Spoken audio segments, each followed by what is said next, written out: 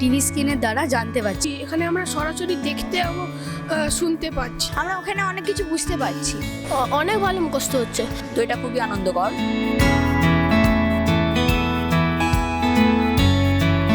দিন বদলাচ্ছে আর তার সঙ্গে বদলাচ্ছে পড়াশোনার ধরনও।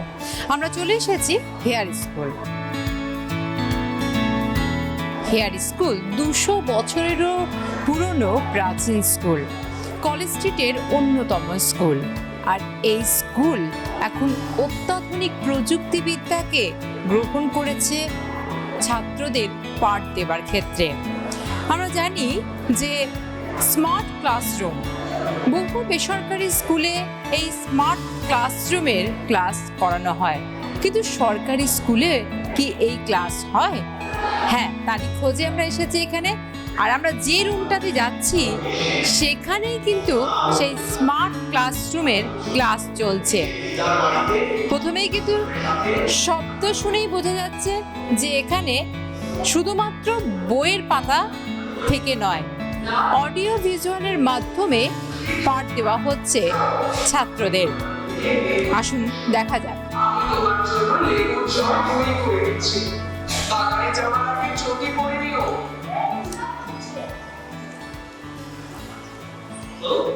এই আত্মবিশ্বাস সাধারণ হচ্ছে দানা বাজা ফল খাওয়ার আগে সেগুলো ভালোভাবে ধুয়ে নেওয়া উচিত। হ্যাঁ, তুমি ঠিকই বলেছো। রাজুর অঙ্কিত খাবার তৈরি এসব খাবার খায় আর আপনার আগে হাত ধুয়ে পাঠ্য বিষয় থেকে শুরু করে বিভিন্ন স্বাস্থ্যকর বিষয় যেগুলো ছাত্রদের ক্ষেত্রে অত্যন্ত উপযোগী, সেই সমস্ত পাঠও কিন্তু দেওয়া হচ্ছে এই স্মার্ট ক্লাসরুমে।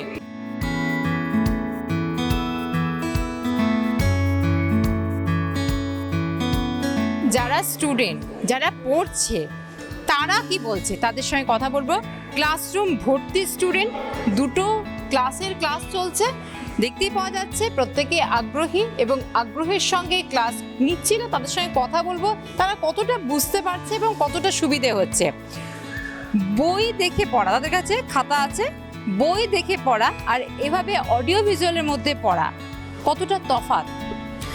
আসলে বই থেকে পড়া তখন ম্যাম আমাদের বোর্ডে লিখিয়ে বোঝান বা মুখে বুঝিয়ে দেন।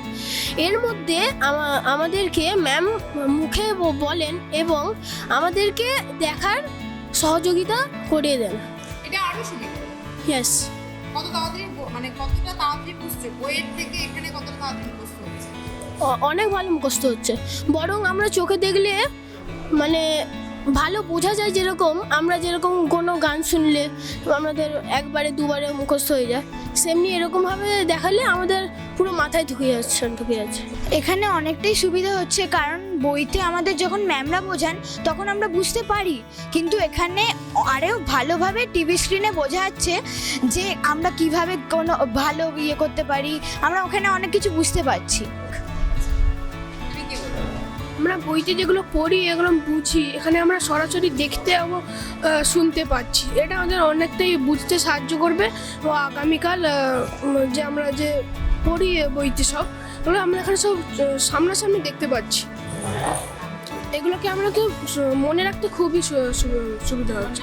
এখানে আমাদের স্কুলটা মানে একটা শিশুদের সাধারণত আমাদের পড়ানো হয়ে থাকে। তো এর মধ্যে আমরা সবাই যাই যে ফোন, টিভি এইসব দেখতে।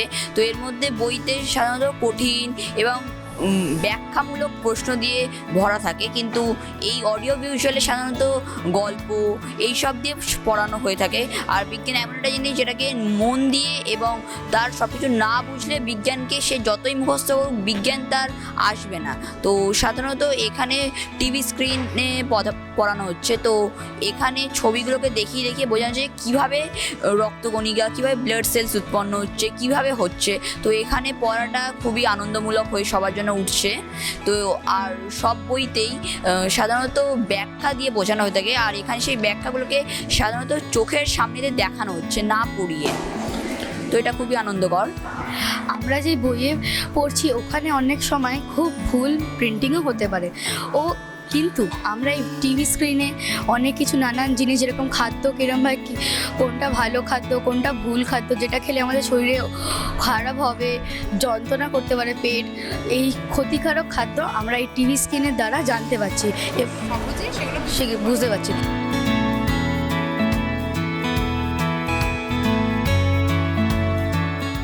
ছাত্র জীবনে একটা কথা বারবার মনে হয়, যদি বইয়ের পাতার লেখাগুলো স্ক্রিনের মধ্যে দেখা যেত তাহলে হয়তো আরো একটু বেশি ভালো পড়াশোনা হতো।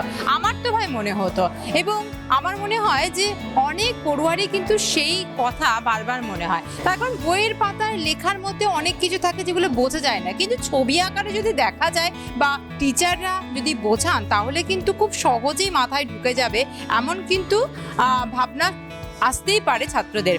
আর সেই ভাবনাই এবার কিন্তু বাস্তবায়িত হয়েছে। আমরা একটু কথা বলে নেব শিক্ষিকার সঙ্গে এই স্কুলের। তিনি কি বলছেন, কতটা আগ্রহী পড়ুয়ারা, কতটা আগ্রহী এই ক্লাস করাতে? কারণ এতে শুধু বইয়ের পাতা নয়, বইয়ের পাতার লেখা ছবি সমস্ত স্ক্রিনে অডিও ভিজুয়ালের মাধ্যমে দেখতে পাচ্ছে। কতটা মনোযোগ সহকারে তারা শুনছে? স্টুডেন্টরা খুবই আগ্রহ সহকারে শুনছে। যেরকম আমরা দেখছি ক্লাসে গেলে অমনোযোগী হয়ে যাচ্ছে বা কথা বলছে, সেই বাচ্চারাও বলছে যে ম্যাডাম একটু ভিডিওটা চালান, দেখো ম্যাডাম একটু ওইটা বলুন কি বলছেন। এগুলো ওরা খুবই আগ্রহ দেখাচ্ছে, যেটা আমাদের সকলের খুবই ভালো লাগছে। অ্যাটেন্ডেন্স কেমন থাকছে? ফুল, আজকে ভালোই দুটো সেকশন মিলিয়ে প্রায় ফুল অ্যাটেন্ডেন্স আছে, 2-1 ছাড়া। প্রতিদিনই প্রায় এরকমই থাকছে? প্রতিদিন এরকম থাকছে। আমরা কথা বলবো স্কুলের প্রধান শিক্ষকের সঙ্গে। তিনি কি বলছেন? সরকারি স্কুলেও বিভিন্ন রকম প্রযুক্তিকে ব্যবহার করা হচ্ছে। আপনাদের এই যে উদ্যোগ, আপনারা যে এই যে প্রযুক্তিকে ব্যবহার করে পড়াশোনাকে আরো উন্নত করার চেষ্টা করছেন, এই উদ্যোগটা নেওয়ার কারণ? দেখুন, সমস্ত স্কুলে কম বেশি কিছু পরিকাঠামোগত এবং অন্যান্য সীমাবদ্ধতা থাকে, এটা একটা কন্টিনিউয়াস প্রসেস। আমার সরকারি স্কুলের সম্পদের খুব একটা অভাব আমাদের নেই। আমাদের শিক্ষা দপ্তরের একটা সদুদ্যোগ সবসময় আমরা পেয়েছি, কারণ আমার দীর্ঘদিনের এই শিক্ষা দপ্তরে কাজ করার সুবাদে আমি দেখেছি কাজ করার যথেষ্ট পরিবেশ আছে, শুধু উপযুক্ত প্ল্যানিংয়ের দরকার। সেই প্ল্যানিংকে কাজে লাগিয়ে ছাত্রদের বিদ্যালয়মুখী করে তোলা, এবং আমরা সরকারি স্কুল যেগুলো নবজাগরণ কিংবা তারও আগে থেকে প্রায় 2 শতাব্দী প্রাচীন আমার এই স্কুল, তাই এই স্কুল যে কোনো অংশে পিছিয়ে থাকতে পারে না সেটা প্রমাণ করবার জন্য এবং সেটাকে করে দেখানোর জন্য আমার স্কুলের সমস্ত শিক্ষক শিক্ষিকা শিক্ষাকর্মী সবাই একসঙ্গে একযোগে কাজ করছেন। আমার অ্যাটেন্ডেন্স এখন প্রায় 90%-এর কাছাকাছি ক্লাসগুলোতে। তাছাড়া বেসরকারি বা অন্যান্য আমি কারোর সঙ্গে তুলনা করতে চাইছি না, প্রত্যেকটার এক এক ধরনের প্রশাসনিক কাঠামো আছে।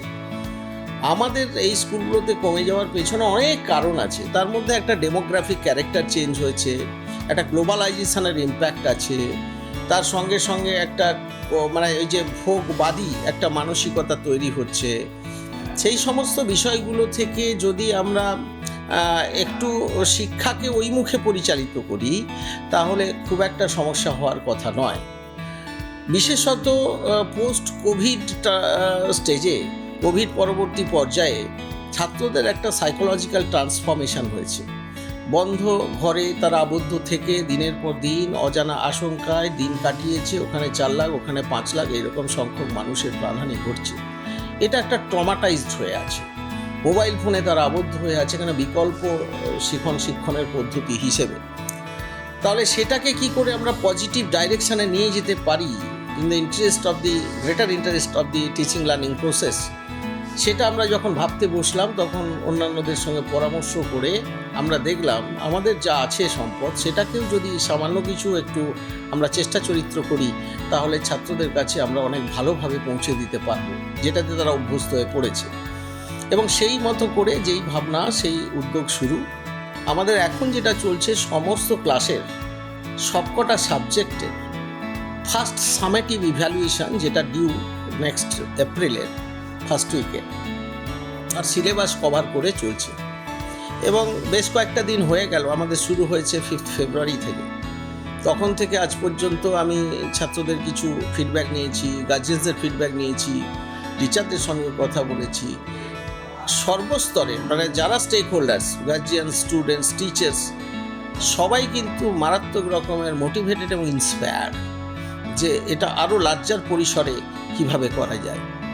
লার্জার পরিসরে করতে গেলে হয়তো কিছু মানে আর্থিক দায়বদ্ধতা এসে যায়, আর্থিক ব্যয়ভারের প্রশ্ন আসে। ভবিষ্যতে যদি আমরা চিঠি লিখেছি, যদি আসে তাহলে প্রত্যেকটা ক্লাসরুমকে আমরা এরকম স্মার্ট ক্লাসে যদি কনভার্ট করে দিতে পারি তাহলে খুব একটা সমস্যার কিছু হবে না।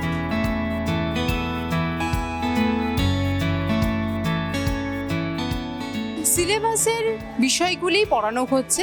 ফার্স্ট সামেটিভ এপ্রিলে, তার আগে ফার্স্ট সামেটিভেরই ক্লাস করানো হচ্ছে। প্রথমবার কোনো সরকারি স্কুলে এমন উদ্যোগ গ্রহণ করা হয়েছে। সরকারি স্কুলের মান এতে আরও বাড়বে এমনটাই কিন্তু আশা এই স্কুলের শিক্ষক শিক্ষিকাদের, এবং সরকারি স্কুলে আরও বেশি পরিমাণে ভরসা করতে পারবেন, সরকারি স্কুলে আরও বেশি পরিমাণে স্টুডেন্টরাও আসবেন এমনটাও কিন্তু আশা। তাই এই অত্যাধুনিক প্রযুক্তিকে কাজে লাগিয়ে আরও উন্নততর শিক্ষার পাঠ যাতে ছাত্রদের দেওয়া হয় সেদিকেই কিন্তু ভাবছেন সরকারি স্কুলের শিক্ষক শিক্ষিকারা। তাই এই উদ্যোগকে আরও আগামী দিনে যাতে ছাত্রছাত্রীদের মধ্যে আরও বেশিভাবে তাদেরকে পড়ানো হয় এবং এই উদ্যোগের সাহায্যে তারা যেন খুব সহজেই পড়াশোনা করতে পারে সেদিকেই কিন্তু নজর দিয়েছেন তারা। ক্যামেরায় সুব্রত বোসের সঙ্গে নাজার রহমানের রিপোর্ট, আর প্লাস নিউজ, কলকাতা।